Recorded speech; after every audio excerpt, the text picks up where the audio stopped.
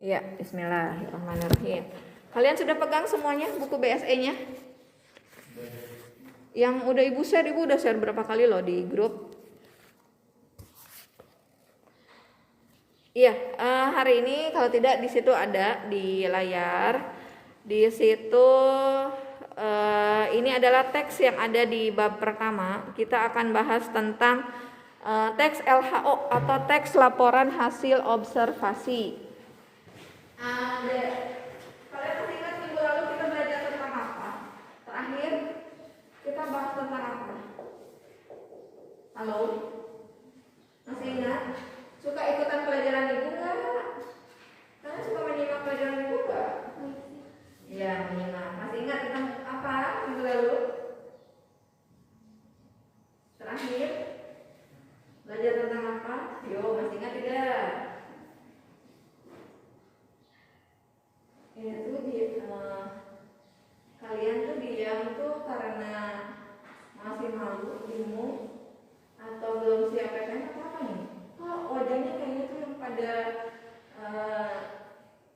terpaksa tidak sih masuk PTN? Tidak. Iya, kalau tidak tunjukkan dong semangat kalian. Ya, jangan ngomong aja. Masih ingat tentang apa terakhir kita belajar? Ayo, tentang apa sebelumnya?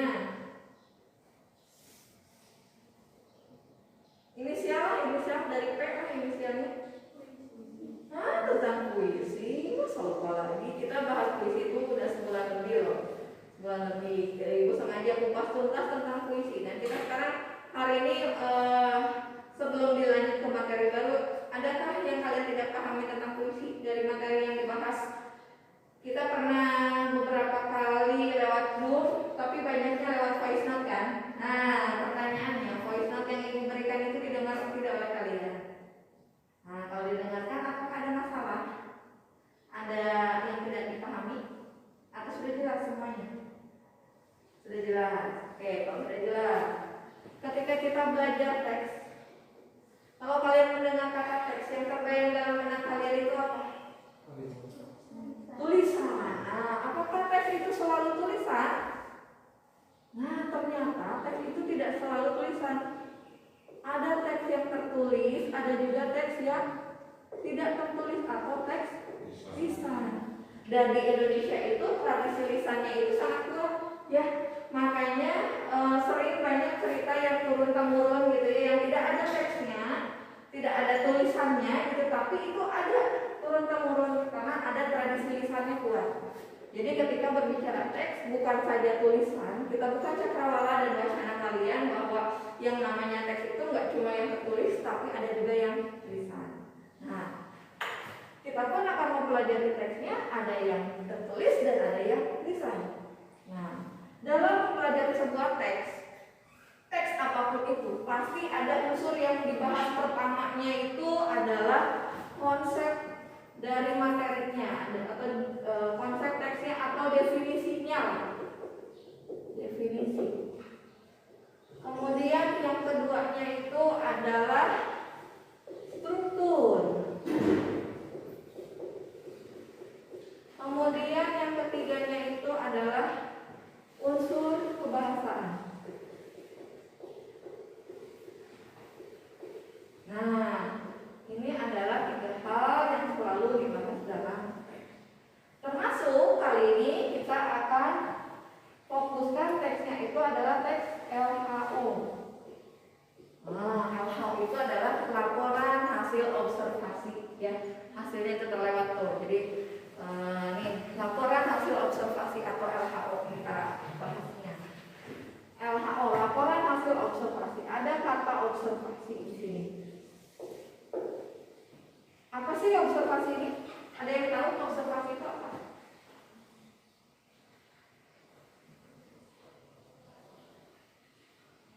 Ada yang pernah dengar observasi?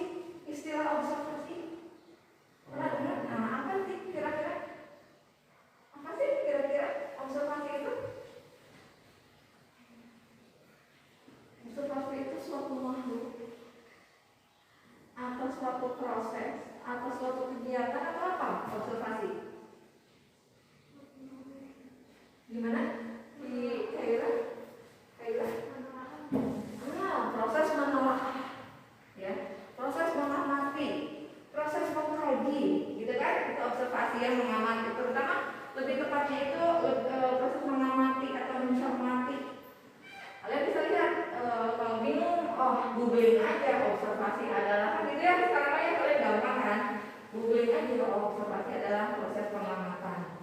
Kalian bisa dapat seperti itu. Ini istilah yang pertama. Istilah yang kedua ada deskripsi. Pernah dengar deskripsi? Pernah dengar? Apa itu deskripsi? Apa ya? Menjelaskan suatu objek. Betul. Ada ciri khas observasi. Deskripsi itu menjelaskan objeknya itu bagaimana? Menjelaskan objeknya itu bagaimana? Kan dulu, nggak tahu kalau zaman kalian ya, dulu kalau zaman itu di SD atau SMP itu ada teks, ada paragraf narasi, deskripsi, pernah belajar itu? Ada persuasi, ada argumentasi. Nah, yang gitu pokoknya sisi aja di belakangnya ada. Nah, deskripsi ini biasanya lebih ke apa? Menjelaskan objeknya itu secara bagaimana? Secara detail, karena akan mengajak si pembacanya itu untuk membayangkan, gitu kan? Nah, kita akan cermati di sini lebih jelasnya lagi di sini. Sok, Ibu minta kalian baca bergiliran nih. Di sini ada teks belalang anggrek. Belalang anggrek. Jelas nggak? Kurang besar nggak? Mau diperbesar.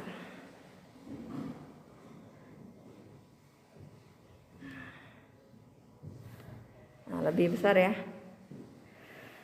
Ya, Ibu minta siapa? Fadel dulu, Fadel. Terbaca nggak, Fadel? Paragraf 1. Kebaca, sok. Silakan dibaca.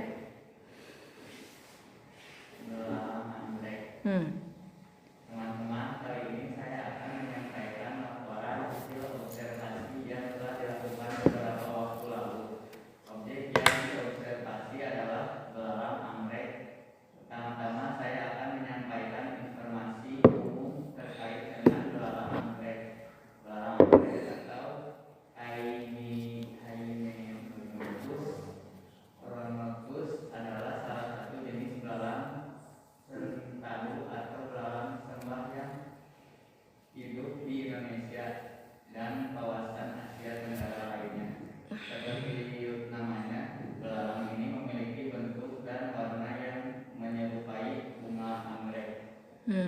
Terus lanjut. Pada bagian berikutnya, saya akan menjelaskan ciri khas belalang anggrek yang terdiri atas bagian tubuh bentuk tubuh, makanan dan daun hidupnya. Bagian tubuh belalang anggrek terdiri atas kepala, thorax, dan abdomen. Di bagian kepala terdapat mata, majemuk, mulut, dan 2 buah antena seperti benang seperti jenis belalang sentadu lainnya. Kepala anggrek dapat berputar 380 derajat. Di bagian toraks terdapat 3 pasang kaki. Kaki depan belalang anggrek yang panjang dan kuat dilengkapi dengan duri dan capit. Belalang anggrek memiliki 2 pasang sayap yang menutupi bagian abdomennya. Sayap depan berfungsi melindungi sayap belalang sehingga teksturnya lebih keras. Oke. Terima kasih, Fadel. Dilanjut oleh Fadilah. Iya, lanjutannya. Iya. Ukuran tubuh belalang anggrek berbentuk kecil, Kurang jelas? Kurang jelas gimana? Diperbesar ya? Kelas ini memang terang ya, jadinya kurang ini ya. Nah, kalau diperbesar gini gimana?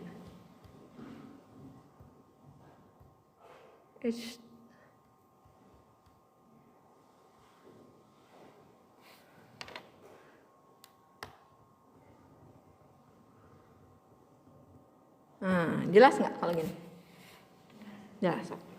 Ukuran tubuh belalang anggrek berbeda dengan Panjang tubuh belalang anggrek jantan sekitar 2,5 per 3 cm. Sedangkan betina 6 sampai 7 cm. Tubuh mereka berwarna putih dengan Aksen.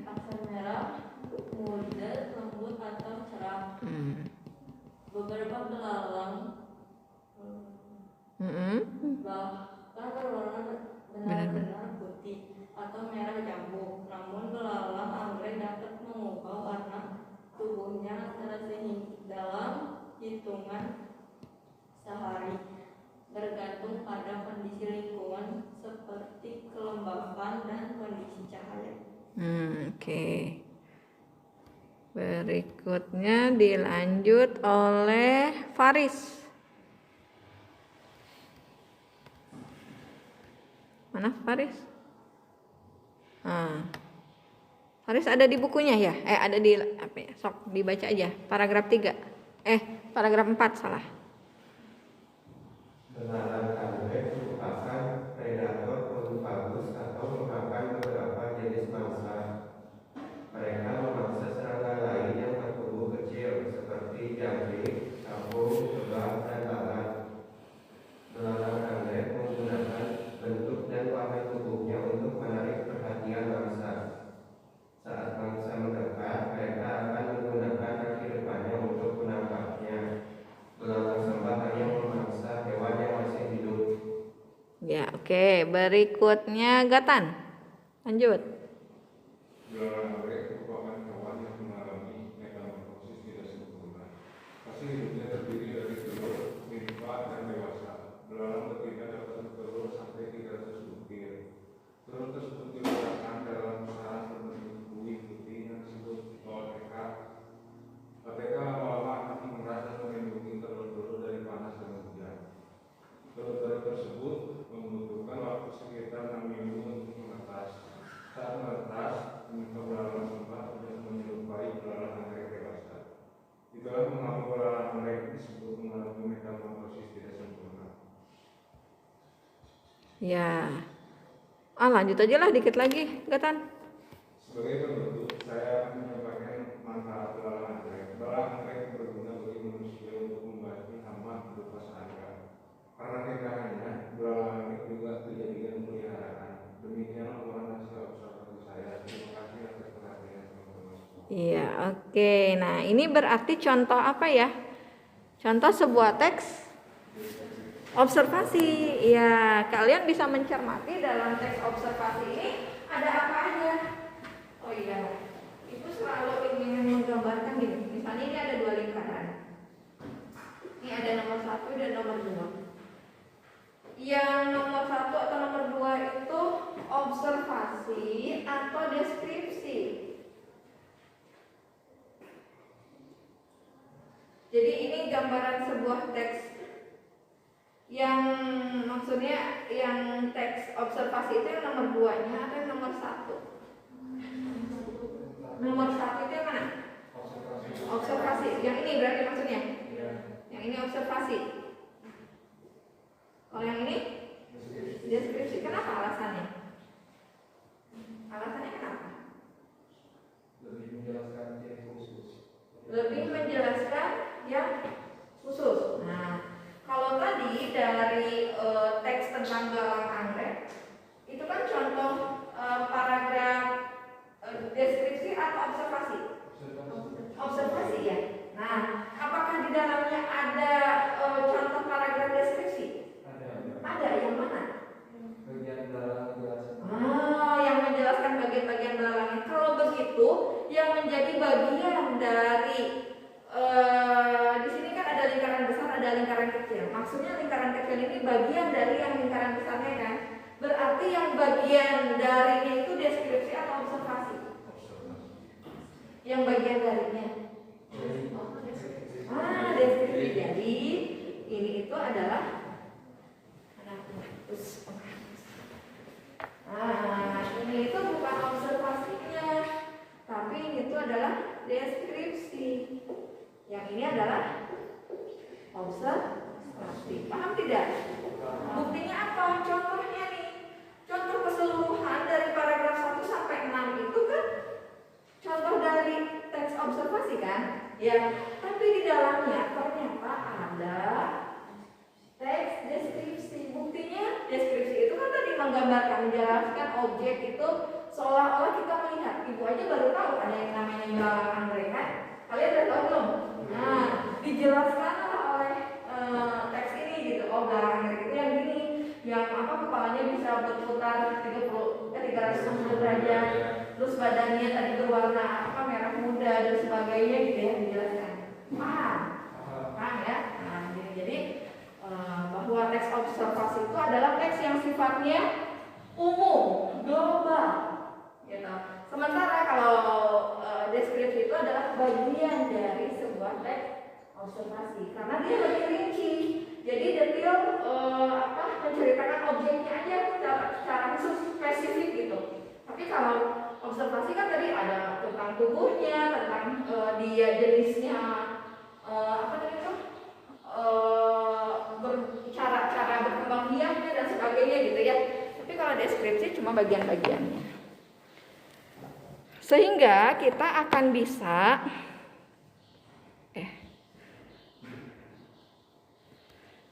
kita akan bisa menentukan bahwa ada bagian-bagian atau strukturnya dalam teks tadi yang kita baca ya, yang kita baca bareng-bareng. Terlalu besar. Ada bagian apa aja nih strukturnya? Nah, kita maju nih. Tadi kan kata itu kita udah paham nih konsep ini ya. Nah, konsep LHO-nya. Jadi sudah bisa membedakan teks observasi dan deskripsi itu seperti apa. Nah, ternyata observasi itu adalah bagian besar yang globalnya, dan deskripsi itu ada di dalamnya. Nah, sekarang kita maju ke strukturnya. Ternyata strukturnya itu dalam sebuah teks observasi itu ada 3. Ada yang menjadi itu poin 1, pernyataan umum, struktur teks LHO atau laporan hasil observasi. Yang pertama ada apa?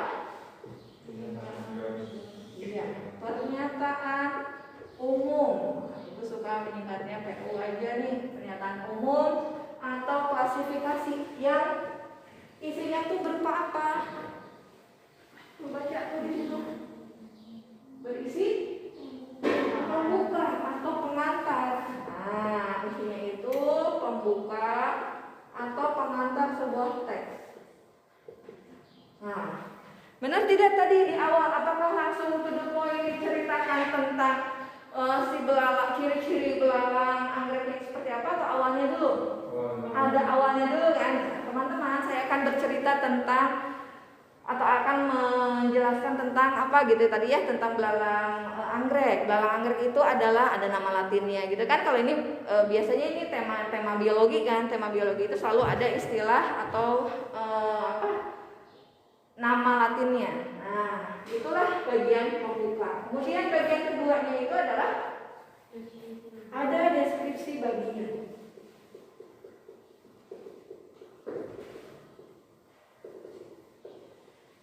DB, deskripsi bagian. Yang ini berupa apa?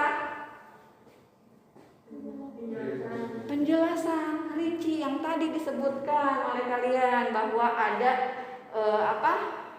dijelaskan bagian tubuhnya seperti apa, warnanya, kemudian cara bertelurnya, gitu kan ya. Nah, ini berarti penjelasan secara rinci atau detail. Kemudian bagian ketiganya itu adalah ada deskripsi manfaat atau ada kesimpulan. Ada kesimpulannya. Ada di mana? Ini kita lihat aja di paragraf tadi. Yang pernyataan umumnya ada di mana? Pernyataan umum ada di mana tadi? Terlalu jauh. Nah, ada di paragraf berapa pernyataan umumnya? Paragraf 1. Oke. Untuk teks yang belalang anggrek ya. Teks belalang anggrek. Disingkat. Ada di paragraf 1. Ya. Terus deskripsi bagiannya ada di paragraf berapa? 2. Di paragraf 2 aja. 2 mana lagi? 3. Terus 4. Sudah? Segitu. Sama 5 juga. Nah, lalu deskripsi manfaatnya ada di 6. Ya. Kita lihat jawaban kalian betul atau tidak. Nah, ini jawabannya. Pernyataan umum itu ada di paragraf 1. Alasannya karena menyajikan informasi umum mengenai belalang anggrek seperti nama ilmiah dan ciri-ciri umumnya. Ada definisinya gitu kan ya. Terus ada deskripsi bagiannya ada di paragraf kedua sampai kelima. Nah, ini alasannya. Terus deskripsi manfaatnya ada di paragraf ke-6. Paragraf ini menyampaikan informasi tentang manfaat dan kesimpulan itu akhirnya ya seperti itu. Bisa dipahami sampai sini? Nah, jadi pernyataan umum itu selalu ada di awal ya. Nah, yang ini ada di 2 sampai 5. Yang ini ada di akhir di paragraf ke-6. Ada pertanyaan sampai sini struktur? Sampai struktur nih kita belajar hari ini. Nanti di rumah kalian bisa cari struktur untuk tonggeret nih. Tonggeret apakah strukturnya sama atau tidak? Nah, ini kalian nanti baca. Terus isi tabelnya ya. Nah, yang ini. Nah, tabelnya nanti isi. Terus itu yang pertama, yang keduanya kita akan mencari makna. Makna dari kata-kata. Di sini ada teks yang tadi belalang anggrek, terus tonggeret, dan di akhir itu ada teks yang judulnya kunang-kunang. Nah, dari ketiga teks ini kalian cari 10 istilah. 10 istilah, kalian nanti cari istilah bukan masing-masing paragraf 10 ya, tapi dari ketiga teks itu kalian cari 10 istilah. Istilah kata kajian. Kata kajian itu adalah kata khas dalam bidang apa sih kalau ini kita bahas tuh? Biologi ya? Nah, kata khas dalam bidang biologi yang kalian temukan, yang kalian anggap sulit gitu. Nanti kalian buat tabel, nah, nomor tabelnya, kemudian ini istilahnya apa, lalu kalian cari maknanya dalam KBBI.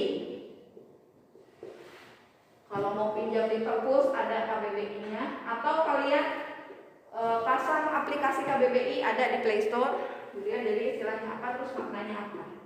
Nanti ini ibu buatkan folder di Google Classroom ya untuk kalian mengumpulkan ininya. Paham? Ada pertanyaan? Nah, jadi kalian cari KBBI atau browsing juga ada KBBI daring. Kalian bisa cari ya, cari istilah dari ketiga teks ini, cari 10 istilah. Itu aja yang akan kita pelajari hari ini. Minggu depan kita baru akan maju ke unsur kebahasaannya ya. Jadi ini udah bahan untuk kita diskusikan di minggu depan. Ada pertanyaan sebelum ditutup untuk pertemuan hari ini? Bisa dipahami apa yang kita bahas tentang LHO ini? Ini bagian pertama, bagian keduanya minggu depan kita akan bahas unsur kebahasaannya. Tidak ada pertanyaan? Iya. Untuk yang di rumah nanti juga Ibu akan buatkan Google Classroom untuk daftar hadirnya ya. Kalau yang di sekolah kan sudah Ibu periksa daftar hadirnya, di sini sudah hadir semua untuk yang 9 orang. Mudah-mudahan penjelasan tentang teks laporan hasil observasi ini walaupun baru lewat voice note tapi bisa dipahami ya. Nanti Ibu kalau ada pertanyaan boleh juga chat di grup untuk menanyakan kejelasan dari materi ini ya. Dan kalian juga sama mengerjakan cari 10 istilah yang kalian temukan dari 3 teks yang ada di buku BSE yang pernah di-share, yang buku Cerdas Cergas Berbahasa. Sebetulnya ini bukunya sudah ada di perpustakaan, mungkin nanti kalian akan dipanggil untuk bisa pinjam di perpustakaan. Itu aja dulu, terima kasih. Assalamualaikum warahmatullahi wabarakatuh.